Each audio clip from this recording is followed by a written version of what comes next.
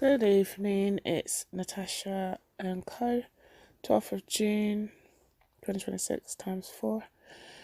It's 22:58 and I've got a bedtime story of more Yoruba legends.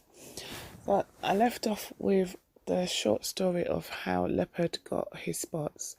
So continuing on page 23, it's called Another Story of Leopard Spots. According to another story, Leopard once had a very dark skin. He was prowling one day in a beautiful compound when he noticed a little hut in which a lady was taking her bath. Round and round the hut Leopard walked, waiting for an opportunity to spring into the hut and seize his victim, for he was hungry. But as he passed the opening of the hut, the lady saw him, and uttering a scream of terror, she threw at him her loofah, which was full of soap. She flung it at him and he fled. But to this day, the leopard still is flecked with soap from foot to head. Next is the head. There is a certain country where the inhabitants have heads but no bodies. Their heads move about by jumping along the ground, but they never go very far. One of the heads desired to see the world, so he set out one morning secretly. When he had gone some distance, he saw an old woman looking out of the door of a hut, and he asked her if she would kindly lend him a body. The old woman willingly lent him the body of her slave, and the head thanked her and went on his way. Later, he came upon a young man sleeping under a tree and asked him if he would kindly lend him a pair of arms, as he did not appear to be using them. The young man agreed, and the head thanked him and went on his way. Later still, he reached a river bank where fishermen sat singing and mending their cone-shaped net. The head asked if any of them would lend him a pair of legs, as they were all sitting and not walking. One of the fishermen agreed, and the head thanked him and went on his way. But now he had legs, arms, and a body, and so it appeared like any other man. In the evening, he reached a town and saw maidens dancing while the onlookers threw coins to those they favoured. The head threw all his coins to one of the dancers, and she so much admired his handsome form that she consented to marry him and go to live with him in his own country. Next day they set out, but when they came to the river bank, the stranger took off his legs and gave them back to the fisherman.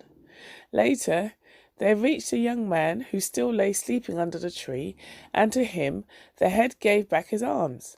Finally, they came to the cottage, where the old woman stood watching, and here the stranger gave up his body. When the bride saw that her husband was merely a head, she was filled with horror and ran away as fast as she could go. Now that the head had neither body, arms, nor legs, he could not overtake her, and so lost her forever. This is either ole or alphabet ole and eins. There was a certain lazy and disagreeable man whom everyone called Ole or Lazy One. He liked to profit by the work of others, and was also very inquisitive about other people's affairs. Once he saw that the ants had begun building a pillar in the compound of his house, but though the ants destroyed all the plants in the compound and stripped all the trees, Ole would not trouble to kill them or to break down their pillar. Instead, he thought to himself, when the ants have made this pillar very high, I will sit on the top of it, and then I shall be able to see all that my neighbours are doing without leaving my compound. This thought pleased him, and he was glad that the ants swarmed in his compound. Each day the pillar grew higher, and at last the ants ceased their building and began again elsewhere. Ole then climbed up onto the pillar and spent the whole day observing the doings of his neighbours and laughing at their activity. Here sit I like a great chief, and I see all things, sang Ole. But while he sat on the pillar, the ants began to demolish his house and all that it contained, and in a short time there was nothing left of all his food and possessions. Ole thus became the laughing-stock of the village, and everyone who saw him cried, "Kui Joko," or greetings to you on your sitting. Soon afterwards he died, and it is not known to this day whether he died of shame or of laziness. Okay, let me read one more called the boa constrictor. Ogunfunminire, the famous hunter, lived to such a great age that he was no longer able to go into the forest and chase the deer and leopard.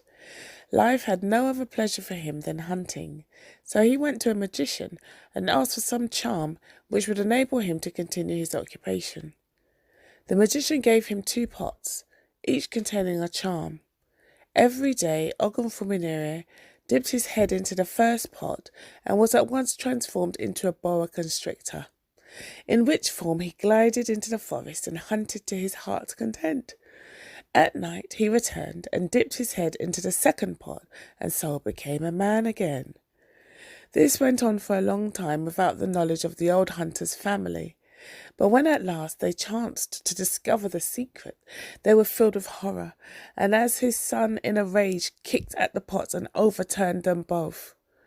Ogunfunminire was at that moment hunting in the forest, and when he returned to his house and found the magic pots overturned and empty, he was filled with dismay, for he had no means of regaining his human form. For some days the boa constrictor glided about near the house, seeking for a few drops of the charm, but in vain, and at last he disappeared into the forest and was never seen by his family again. Oh, thanks for listening.